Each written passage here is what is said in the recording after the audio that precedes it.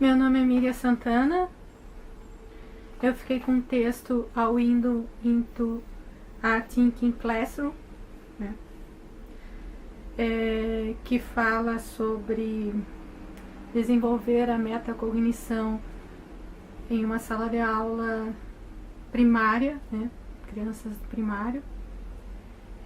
Thinking Classroom é uma expressão que define uma filosofia que coloca o aluno no centro, né, do processo de ensino-aprendizagem, ensinando a aprender, a pensar, etc. Respeitando a forma única de cada um aprender. E metacognição seria pensar sobre os seus próprios processos cognitivos. A autora faz um paralelo entre o Renascimento e a infância, né? O Renascimento como um período de descobertas, né? E a infância também como um período de descobertas. E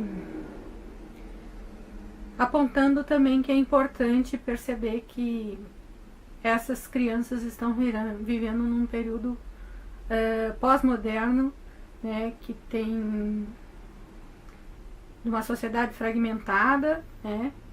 E que existe uma certa rejeição às verdades objetivas, né? Então, existe um contraste interessante entre a proposta dela e a sociedade que a gente vive hoje. E ela utiliza, por exemplo, umas coisas que ela coloca, que é importante que os alunos desenvolvam primeiro um senso de comunidade para poder ter esse processo na sala de aula. Primeiro eles têm que se conhecerem, né, uns aos outros e se sentirem à vontade para experimentar coisas novas. Ela também fala que a imagem é uma questão muito importante, porque as crianças elas têm contato com a imagem antes de ter contato com a linguagem escrita e falada, né? Então é uma coisa natural para a criança a questão da imagem. E com a imagem se pode trabalhar a metacognição e se desenvolver a alfabetização, né, através desse processo. Então, quando o indivíduo conhece uma imagem, ele também, de certa forma, conhece a si mesmo, porque ele vai relacionar aquela imagem com coisas que ele conhece, né, com coisas subjetivas suas, e aí, então, existe todo um processo de autoconhecimento, né. Ela utiliza, então, alguns artistas do Renascimento, né, o Leonardo da Vinci, que é um representante, né, bem utilizado como um modelo, inclusive porque ele deu grandes contribuições à ciência, à arquitetura, à matemática, etc. E ele tinha cadernos em que ele registrava os seus processos de descobrimento, né, os seus processos de criação. E esses cadernos são um exemplo, né, muito concreto de metacognição, por assim dizer, né, porque é possível acompanhar todo o processo artístico que ele tinha, ou todo o processo de criação que ele tinha. Então, os alunos desenvolvem, então, criam seus próprios cadernos, né, e aí coletando itens, pequenos itens, eles vão escrevendo sobre isso e identificando, né, os seus próprios processos de descoberta e tal.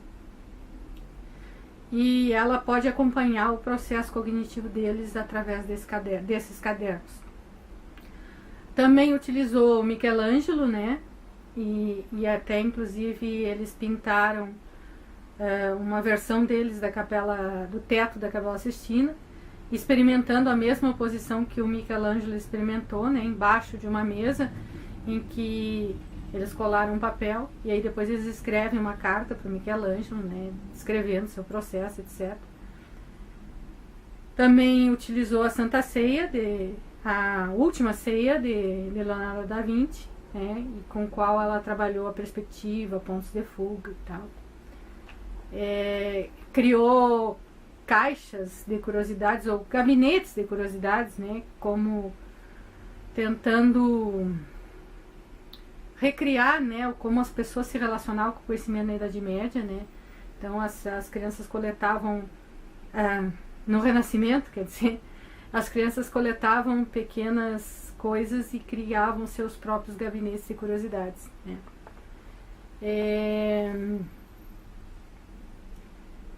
Através desses processos, né, as crianças conseguem desenvolver uma metacognição e identificar, né, as suas próprias formas de aprender, né? Então ela utilizando, fazendo esse paralelo com o Renascimento, ela conseguiu criar um processo muito interessante.